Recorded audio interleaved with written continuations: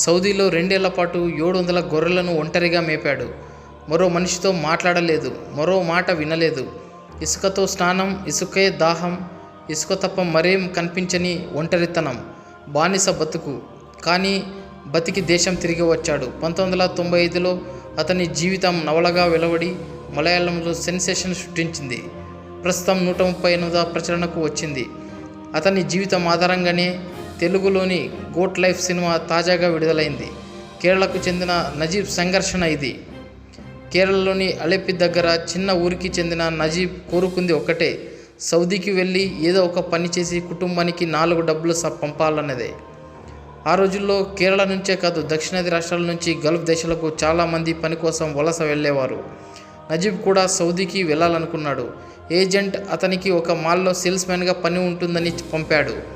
అలా నజీబ్ సౌదీలో అడుగుపెట్టాడు. అది 1993వ సంవత్సరం.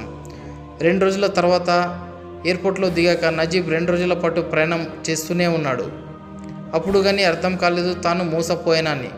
ఎడారి లోపల అతన్ని అరబ్ షేక్కు అప్పచెప్పారు.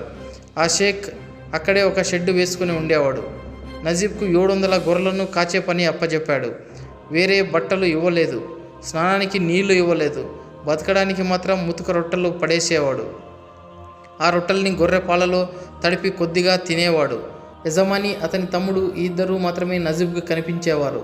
వారే అరబిక్ భాష తప్ప మరో భాష వినలేదు, మరో మనిషిని చూడలేదు. నేను ఏడ్చినప్పుడల్లా వారు కొట్టేవారు అంటారు నజీబ్. నజీబ్కు ఎడారిలో ఉండి భ్రాంతులు మొదలయ్యాయి.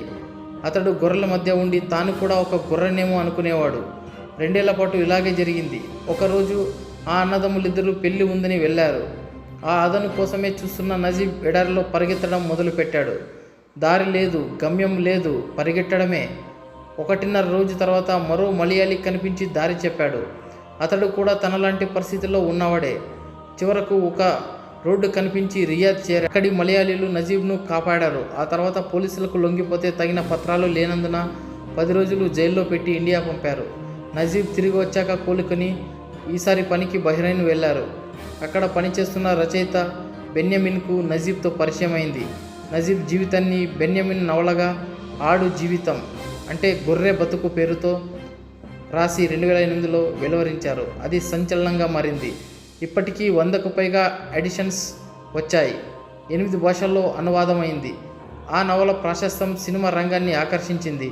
మలయాళ హీరో పృథ్వీరాజ్ సుకుమారన్కు హీరోగా ఆడు జీవితం పేరుతో నటించి మొన్న మార్చి 28న విడుదల చేశారు. తెలుగులో గోట్ లైఫ్ పేరుతో అనువాదమైంది. వాస్తవిక సినిమాగా ఇప్పటికే గోట్ లైఫ్ ప్రశంసలు అందుకుంటోంది.